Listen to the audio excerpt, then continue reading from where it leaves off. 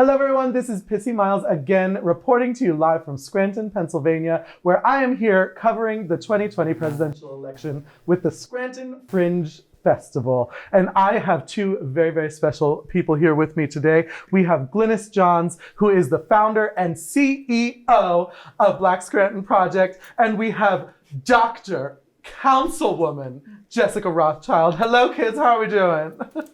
Great, hanging in there. I love it. Listen, look, it's going to be one of those days. It's been such a long day. Are you holding up? Yeah, you know, maintaining. Maintaining? How about you, darling? Just making it through, just like everyone else. That's how I feel. It has been a very stressful election season for everybody. Everyone is kind of burnt out. Everyone's a little bit tired.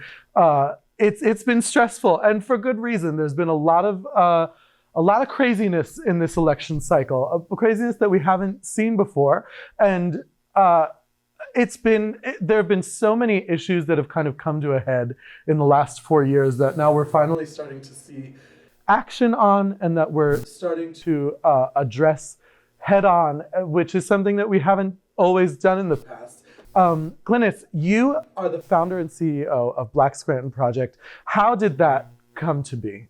So the Black Scranton Project started out as a graduate thesis in 2015 to 2017 while I was at St. John's, actually studying sociology. And I was really interested in debunking the stereotype, if you're Black, that you can't be from Scranton, because I'm a Black Scrantonian. So I just wanted to understand why people believe that. And even me for a while, I didn't think that Black folks have been here that long. So I did some research, did some digging, and I found out that Black folks have been here for like 2 centuries just about, and we're successful and community leaders and game changers and doctors and business owners, all of these things. So once I finished my graduate thesis, I'm like, I cannot stay in New York with this information. I have to come back to my city and share it. And so that's how it tumbled into being a community org, and then tumbled into being the Black Scranton Project. And now here we are, still doing research, still celebrating, still archiving the Black history. So there are a lot of amazing Black-owned businesses in Scranton. Do you have a favorite Black-owned business?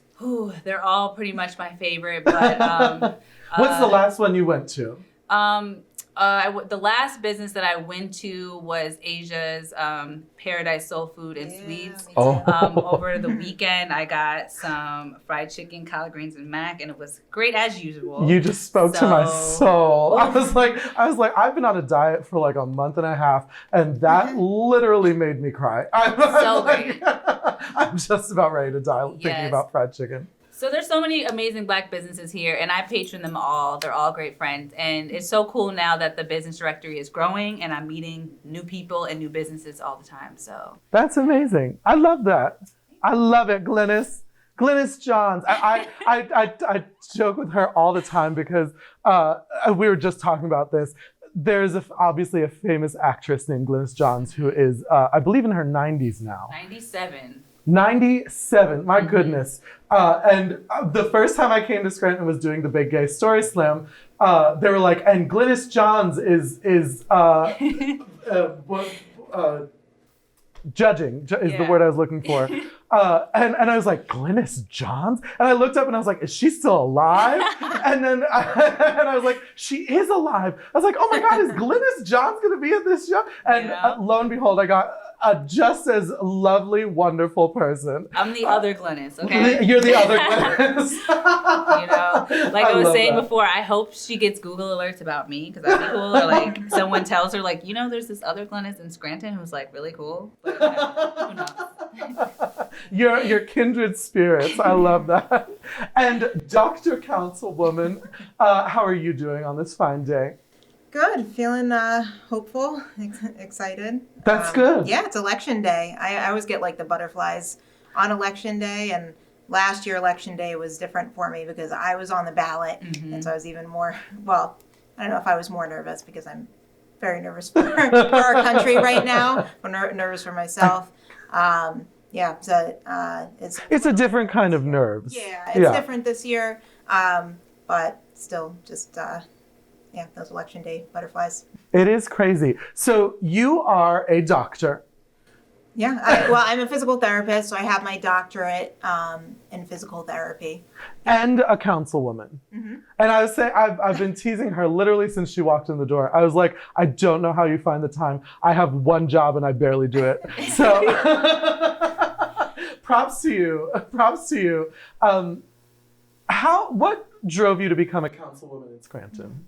Yeah, well, I mean, as you pointed out, I am busy, but I've always enjoyed being busy and being involved. And even though I went to school to be a physical therapist, while I was at the University of Scranton, I became really involved in activism and found this whole other life and passion that I had, and specifically working for rights for the LGBTQ community. And over the years that evolved, I became more involved in organizations. I joined a lot of different nonprofit boards, held some statewide positions, and I realized that politics was necessary for getting equality, and I wanted to be a part of that in any way that I could. So when I looked at Scranton, the city that I had made home, that I loved, I wanted to see what more I could do here, and I found my answer in that in council. And so I was really glad that I ran and that I've been on council now. I was elected a year ago, and I trying to do some good for our city and to help people. And I guess in turn, it's inspired other LGBTQ people, and I'm really happy that it has, because I was looking for someone like that to look up to. And I was involved with the Victory Fund Campaign Board, which is a national organization. I was hearing about all these great queer candidates from across the country, and I was like, why do we not have as much of this in Northeast Pennsylvania? And so I decided to be that one to take the leap, and so I'm really hopeful that others will as well. I mean, we need a seat at the table. I feel like I can bring a different perspective and view to council that we haven't had before, and just as a bit of an outsider and someone different is more of what we need. I love that. Can I just say, of course. Yeah, it was like over a year ago, maybe a year and a half. Last summer, we had lunch, and you're like, yeah, I'm thinking about running. I was like, please, Jess, do it. I'm behind you 100%. Whatever you need, I got you. So I already knew you had it in the bag. Then I told you that while you were running. Well, I didn't.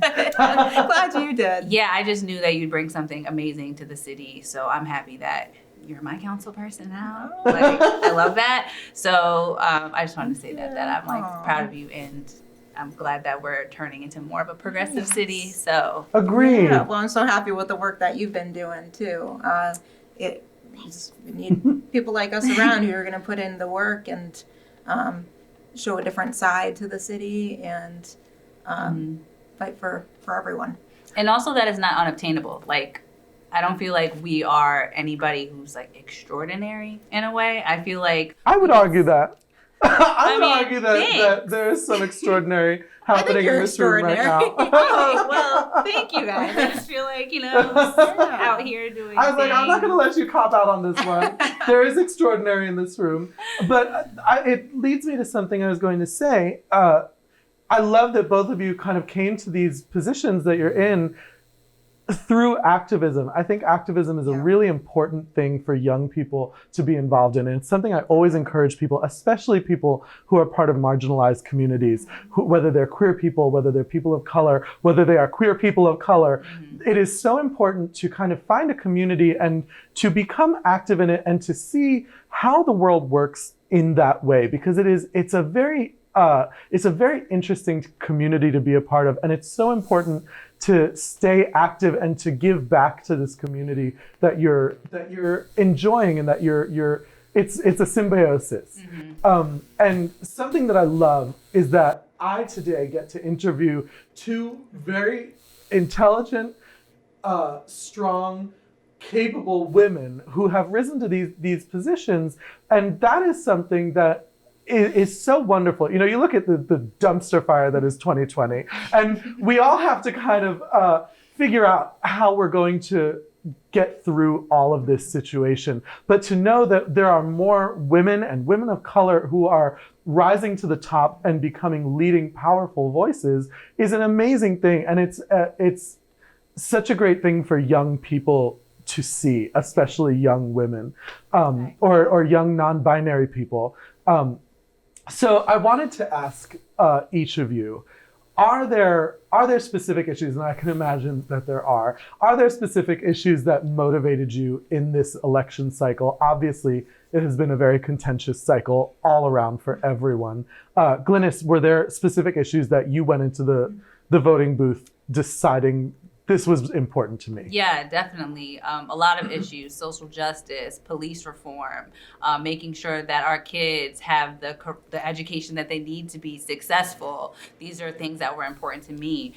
Making sure there wasn't voter suppression happening in our area, making sure that people knew how to vote, what the ballots look like, the procedures are different. So that's how I was going into it. And because Black Scranton Project is a 501c3 nonprofit org, we're also nonpartisan, nonpartisan. So it was really important for me to share general information in a way that reflected a lot of important issues, but allowed people to make an informed, smart, and responsible decision when it comes to the election. I want people to know as much about the candidates and as much about the process and as much about what issues are at stake to make a confident vote. So that's why I try to do a lot in terms of like creating a toolkit so people understood, like, again, what was on the ballot. So yeah, I just hope everyone gets out to vote. I hope people vote, and I hope that we can see some real change and that people understand that your vote does matter and it does count. And especially for people of color, I think we have a historic responsibility to vote, and a lot of people don't understand that and to what degree that means.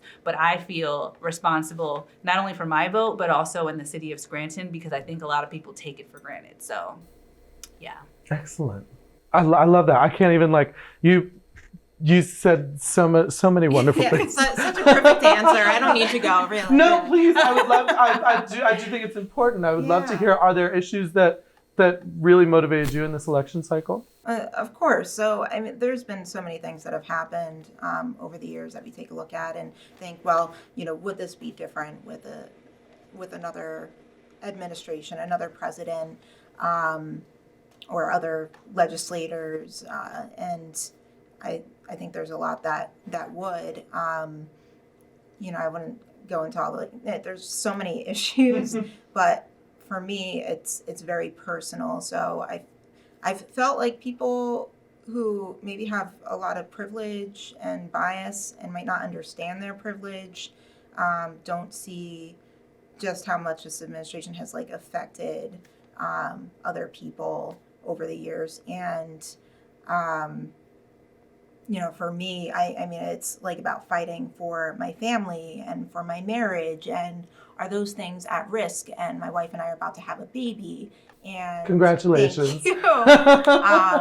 And so what is our child's life going to be? And we've seen LGBTQ rights being stripped away. I mean, the ones that we just worked so hard for, and then to have regression over the years, it's very difficult. And so that's, I mean, probably my primary motivator. I want myself and my family to feel safe and comfortable.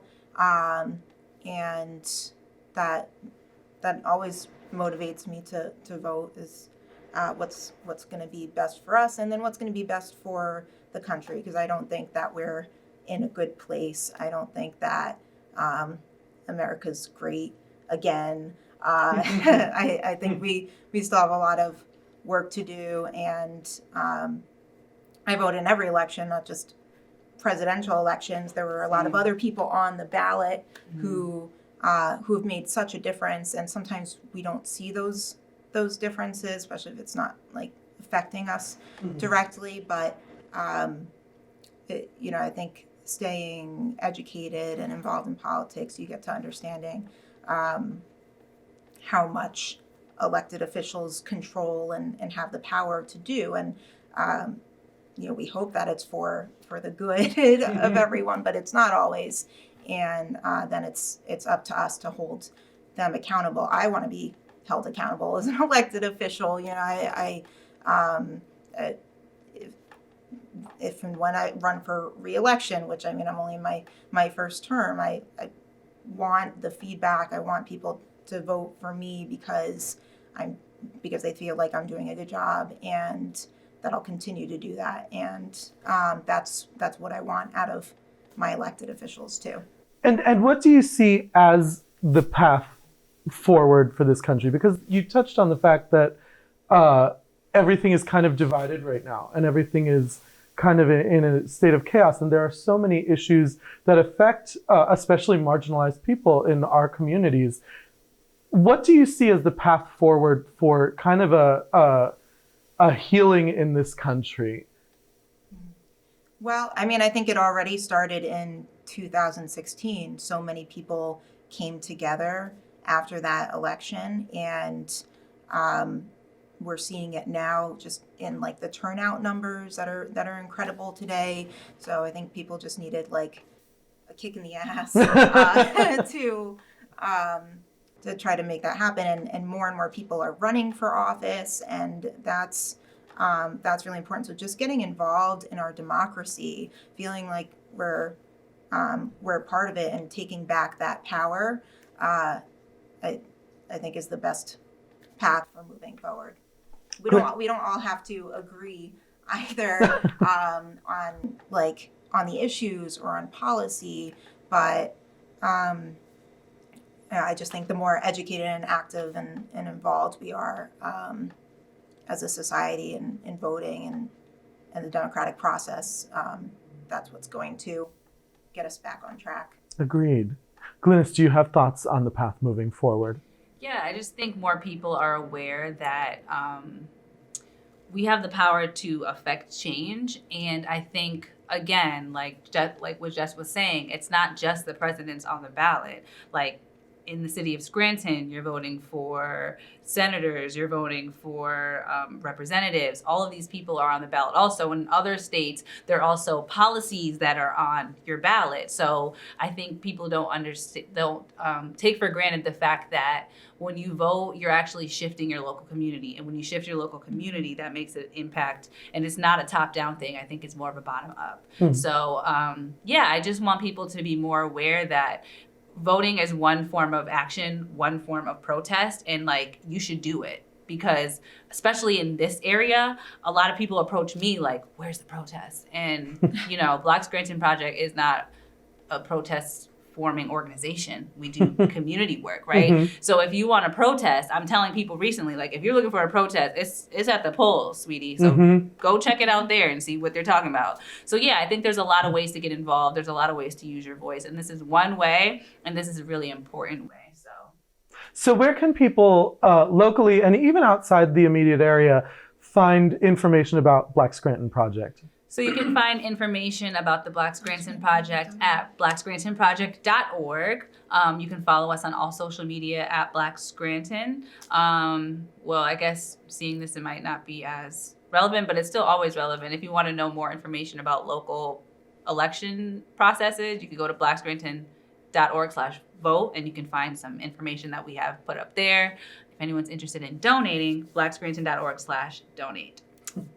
And where can people find out more information about where you stand on the issues and the legislation and things that you're trying to enact as a councilwoman?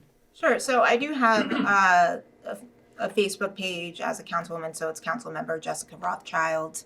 And then, I think I have like some separate pages that were used for my campaigning, like Jessica for Scranton. I'm on Facebook, Instagram, Twitter. And then with regards to city business, if people go to like the City of Scranton website, they'll be able to find a whole host of information on there. So I don't know how many people know that. You can find out information about the meetings, like when they're hosted, our agendas for the meetings, and then we post the minutes after each week, and additional information that we need to include that's in like our third order. And so that's like the best place for resources with regards to the city. Beautiful. Well, I have one final question for both of you. And I've asked this of everyone, from the people standing outside the Cultural Center this morning that I did some exit polling with, to Senator Casey himself. I have asked this question because I think it's important, especially because I am from New Jersey. Are you from New Jersey? Yeah. Where in New And I Jersey? lived in Jersey. You did too? Well, I lived in Jersey for school because I go to Rutgers. Oh, you went to Rutgers. I'm going. Oh, you're going to Rutgers. Yeah. Oh, good for you, I'm darling. there now, yeah. Good for you. Which campus? New Brunswick. New Brunswick. Oh, that's right near me. Not that you should all know where I live. I don't need any more stalkers. You're not too far from me, darling. I already You know need what to- the question is. Go You ahead, need to ask send me. a girl a little Oh, yeah. a little Facebook message. I grew up in Hazlitt. You grew up in. Oh, I'm sorry. But then we moved to Tin Falls. I don't know if that's better. That's a little better. Not by I much, went but to it's a start. Red Bank Catholic High School. Red Bank Catholic. My husband is from Red Bank. Yeah, Red Bank's nice town. Red Bank. He technically it was Middletown. He went to Middletown something. I don't know what the hell it was. This is the question. I know It's where very it's going. important. Oh, okay. Am I Okay. wrong? This is an important question. Ask the question. What's the question? I didn't get the heads up. Is it a hoagie, a sub, or a hero? It's either a hoagie or a sub. That doesn't help. I don't really eat Glynis. hoagies or subs. Oh my God. So- You just said two offensive things to me. I thought you were going to ask about driving. I was going to say, let's not, because y'all are the worst drivers, for the record. I would argue that Pennsylvania has a tendency to drive very slowly in the left lane. Am I Jimmy- wrong? Oh yes, they do. Thank you. I mean, they New drive Jersey slowly all the fire- time, but I need especially in the another left New Jersey lane. person to Yes. say this. Yeah, they do. Because y'all are reckless It's in a the habit. cars. No. We're only you trying are to drive. We're only trying to drive inconsiderate. around. But that's the why slow your people. car insurance Well, have the highest listen. rates on the East Coast. We just want to get where we're going, and it just so happens that there are a lot of Pennsylvania speed bumps in the highway. Okay. What about you? Is it a hoagie, a sub, or a hero? I always used to call it a sub. Okay, Yeah. thank you. I don't know, I is it- got is one it- vote is it the today. wrong answer? One person today Don't be agreed mad. with me. Yeah, I called it a sub. Glynis Johns, Jessica Rothchild, I appreciate you taking the time to chat with me today. It is always a pleasure. You can find out more information about Black Scranton Project at blackscrantonproject.org, right? And you can find more information about Dr. Councilwoman Jessica Rothchild. I was like, how many more things can I tag on to this? Dr. Councilwoman Jessica Rothchild on Facebook or on Instagram? Yeah, I'm on Instagram. Yeah, she's there. Insta. Go find her. And you can find out more information about Scranton Fringe on Facebook at Scranton Fringe Festival, or you can follow me, Pissi Myles, on social media as well. I hope that you all enjoyed this conversation with two amazing leaders in our community here in Scranton, and I wish you all the best. Enjoy the rest of your day. Happy voting.